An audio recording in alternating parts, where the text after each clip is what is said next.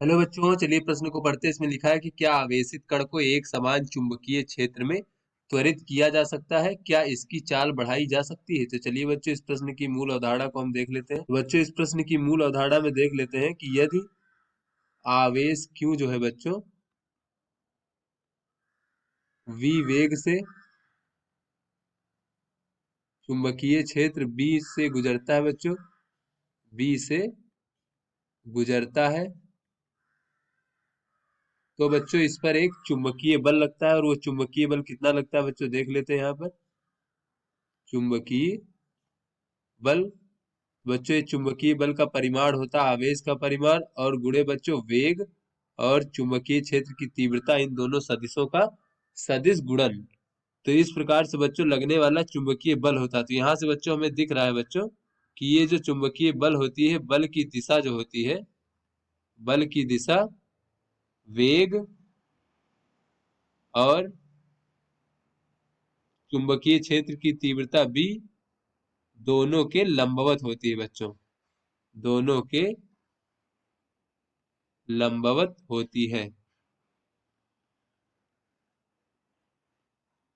तो चलिए बच्चों अपने प्रश्न को हल करते हैं।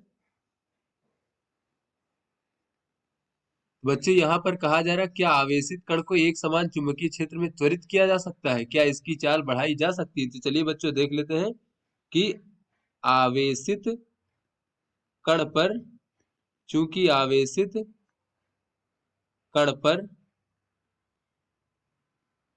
लगने वाले लगने वाला चुंबकीय बल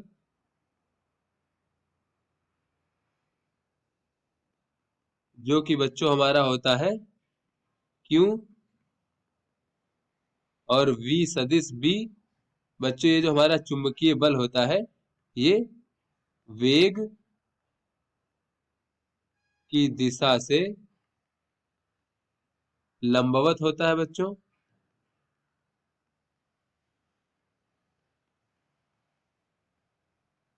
तो यहां से कह सकते हैं बच्चों, अतः वेग की दिशा के अनुदिश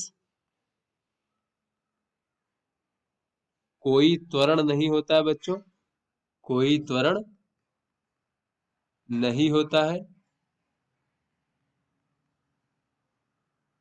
अतः आवेशित कण को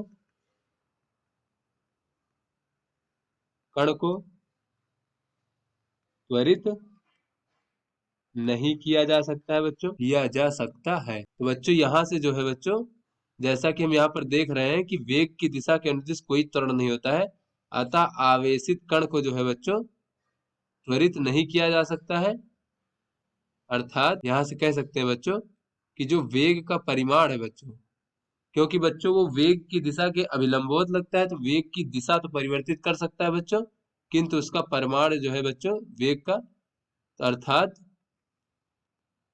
वेग का परिमाण, परिमाण का अर्थ क्या हुआ बच्चों, वेग का परिमाण यानी कि उसकी चाल परिवर्तित नहीं होगी, ना तो बच्चों बढ़ेगी ना ही घटेगी। बच्चों इस प्रकार से जैसे कोई हमारा आवेशित कण है बच्चों, इस दिशा में वेग की दिशा है, तो बच्चों इसके अभिलंबवत ये बच्चों हमारी त्वरण की दिशा हो जाएगी बच्चों, जो इस पर चुंबकीय बल लग रहा है। तो बच्चों हमें पता है कि जब बच्चों ये वेग की दिशा के अभिलंबवत त्वरण की दिशा होती है सदैव, तो बच्चों हमारा जो कण होगा बच्चों वो एक वृत्तीय पथ पर गति करने लगेगा। तो बच्चों यहाँ हमें पता है कि जब त्वरण की दिशा वेग की दिशा के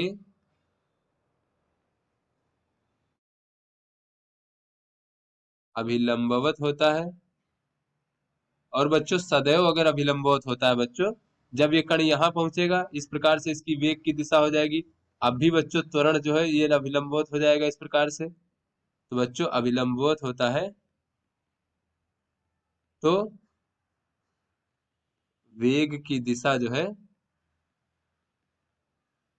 लगातार परिवर्तित होती रहती है।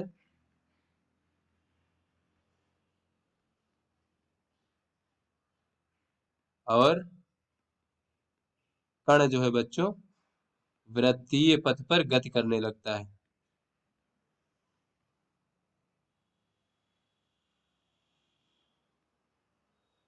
तो बच्चों केवल वेग की दिशा परिवर्तित होती है, उसका जो परिमाण है बच्चों वो परिवर्तित नहीं होता है। वेग का परिमाण अर्थात बच्चों चाल परिवर्तित नहीं होगा, अर्थात उसे त्वरित नहीं किया जा सकता। तो आशा करते हैं बच्चों ये आपको समझ में आ गया होगा। धन्यवाद।